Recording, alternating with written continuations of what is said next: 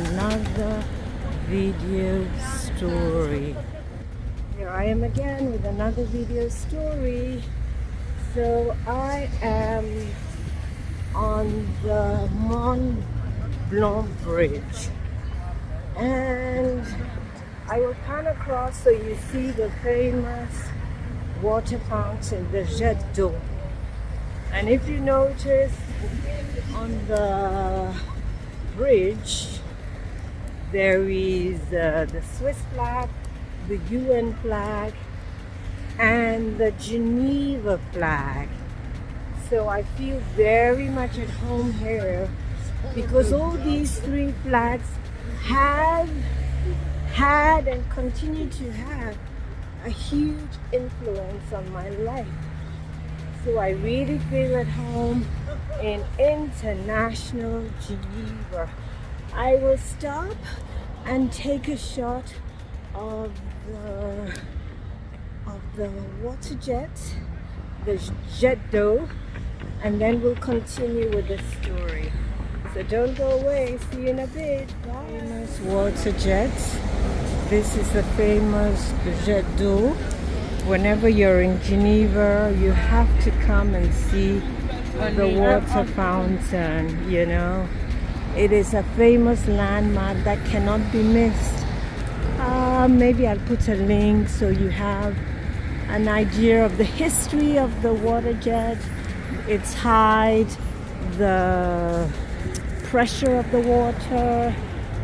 So yeah, but this is Geneva's most famous landmark, and so anytime you're in Geneva you've got to see the water jet. Okay, the Jet d'eau. So we have left the right bank of the river or the Lake Léman, and we're heading towards the left bank.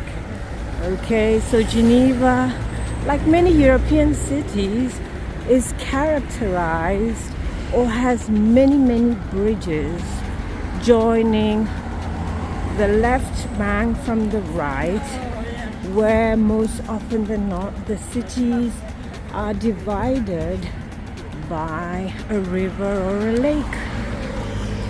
So I'm heading towards the left bank, and the goal is to do a 5-kilometer walk there and a 5-kilometer walk back, so 10 kilometers in all, to start to prepare my body for my next 10-kilometer run. We have crossed over to the right bank. No, this is the left bank of the river. And before I go any further, let me show you this little very touristic solar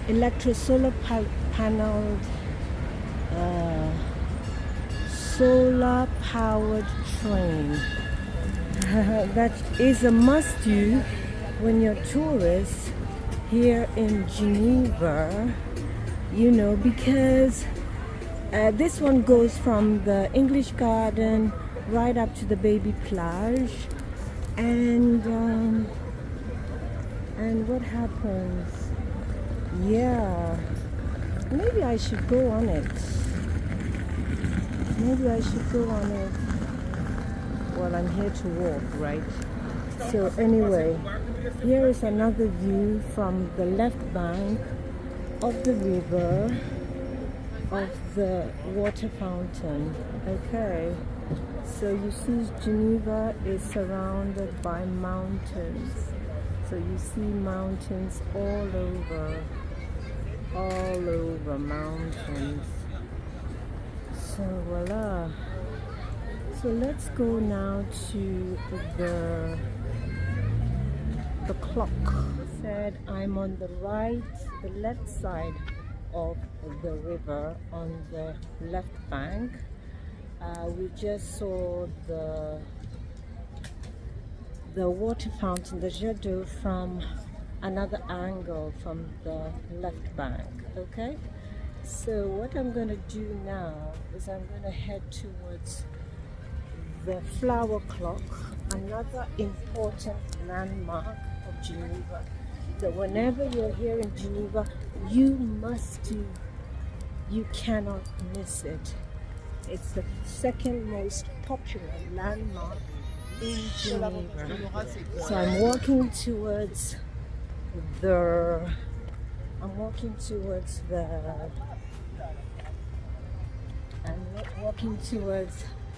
flower clock. I take a few pictures, selfies. There's no way I'm going to hand my phone in over to anyone at any circumstance. Is that how they say it? At any circumstance? Oh dear, I have to really review my English language. So we're heading towards the flower clock, and I will flip the camera over so that you see already the crowd of people waiting to take pictures, selfies at the flower clock. So I'm going to flip the camera over before we arrive there. Flipping the camera over. All waiting for their turn to take a picture of themselves with the flower clock as a backdrop. Actually, this flower clock, they change the flowers or the design 4 times a year for every season. And the clock costs a bomb. I'm not sure. I think it's given, the clock was given by Rolex. This is a creation of Rolex. So yeah, I will just go and get a selfie of myself, because if I'm gonna wait my turn, it may be forever. But as you can see, it's very famous. Everybody wants to get a shot against the flower clock, right? So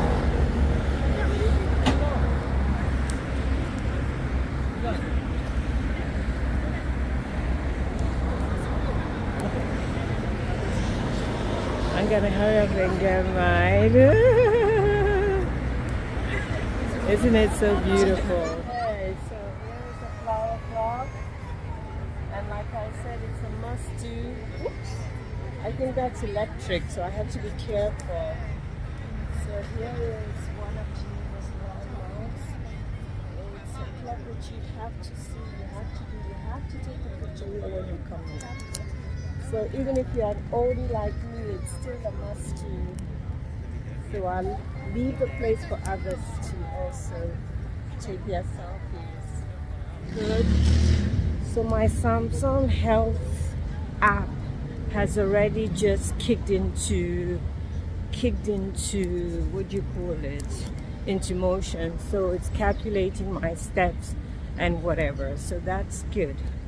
So I am going to try to do 5 kilometers in and 5 kilometers out. That's the goal, but I don't know whether that will be possible. I'm trying to get back slowly into my regular rhythm, stamina, pace in running, so that I can do my next race, my next 10-kilometer race. So I'm going to flip the camera over, because you're going to see another side of Geneva's water fountain. It's such an impressive sight. So flipping the camera over to see, for you to get another view of the water jet. This is a very famous boat in Geneva, Le Bateau Genève, and it's open in summer, and sometimes you have les soirées dansantes. You have evenings of dance, salsa and stuff. So it's forever docked here. It doesn't go anywhere, but it's only open in the summer. So les bateaux Genève, Geneva, the Geneva boat. Yep. And so yeah, you see the water jet, the water fountain, the jet d'eau. Looking at it from another area perspective. You know, like I said, it's a huge landmark. It's a huge landmark. So we're on the left bank of the river, of the lake, and we're looking at the jet d'eau from this angle. Isn't she beautiful? The Neptune.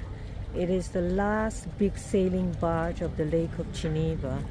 Today, the Neptune is the only historic boat to sail on Lake Geneva.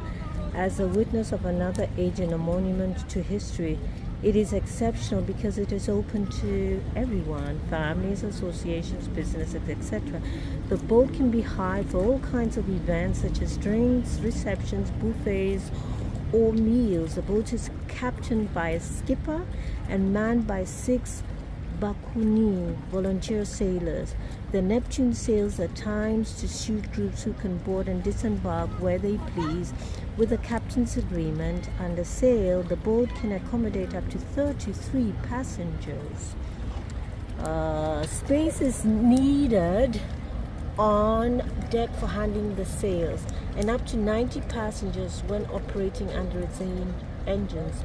Sail engine combination cruises can also be organized. In poor weather, the fully fitted hold can accommodate up to 40 people, although the ideal capacity for comfort is 30. So there you go, some history about Geneva's last big sailing barge of the Lake of Geneva. So let's get some footage of the last big sailing barge of the Lake of Geneva, the Neptune. I don't think I've been on the Neptune, to be honest, so it's something to do. Really, yeah, it's something to do. So voila. About Geneva's water fountain, you will not believe what people do and the kind of wild, crazy ideas people have about the Geneva water fountain. The last crazy story about the Geneva water fountain was a young boy of 23, a young man of 23, who at night, I guess he was so curious about the water fountain, because I had the impression it was closed at night, but not always. Anyway, he was so curious about the water fountain. I guess he couldn't be bothered to read about the water fountain, you know, to learn about its pressure and what you should do and what you should not do. So you know what he did? Because there's a barrier around the water fountain, and that barrier must not be crossed. But he, thinking he was so clever and intelligent, more intelligent than any other person, he goes, so, did you see that? Wow. That was frightening. That was frightening. But anyway, we know he's not well. So, anyway, so this young man of 23 years old, he goes to the water fountain and he decides to hello. He decides to test the pressure himself. And you know how he attempted to test the pressure of the water fountain? He climbed over the barrier surrounding the water fountain. And you know what he did? He put his head underneath the water. Of course, at that kind of pressure, we will read about the pressure, I guess. He obviously, I don't know what happened, but he ended up in the hospital. They had to call an ambulance and he ended up in hospital. I don't know what his fate is was, whether it was life-threatening, whether he survived that, whether he learned from that experience. But can you imagine how crazy some young people are?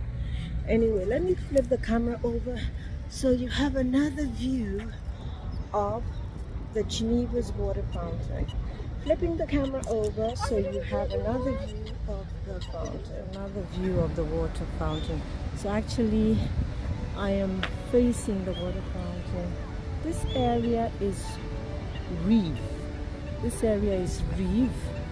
Behind me is reef, and this is the water fountain. I think maybe I should take some pictures of this view. So yeah, I'm going to stop the video recording and I'll take pictures. Okay, so voila. So what we're gonna do is we're gonna get a closer look of it. So what I'm gonna do is I'm gonna cross over and get to as close as I can of the Geneva's iconic water fountain, the Jet d'eau. And yeah, so together we get very close and personal of the water jet. So let's do this together. Getting closer to the water.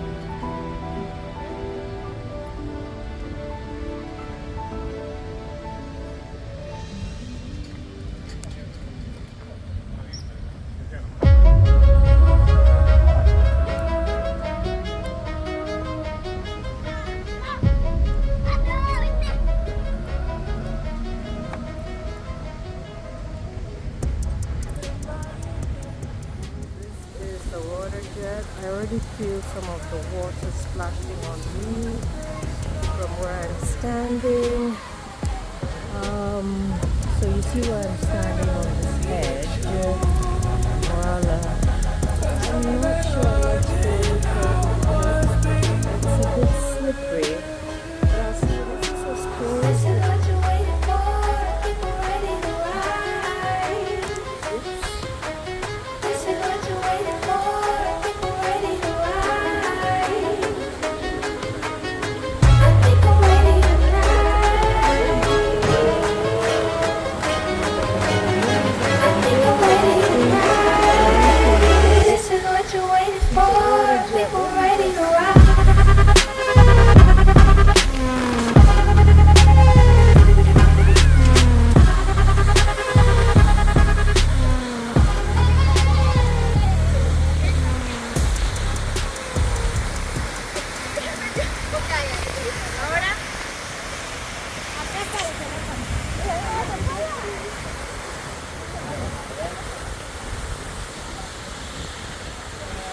Wow.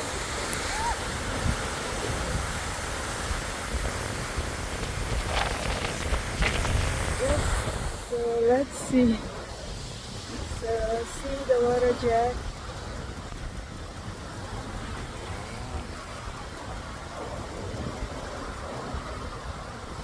I don't want to get any closer because I don't want to lose my hat, you know. So I'm going back, but this is the closest I could get. Yeah. Well, impressive, right? Very impressive. Woo.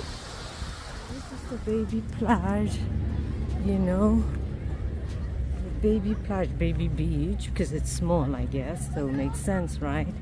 And in summer, this beach is packed, you know, and it's a sandy beach as well. And it's packed with people.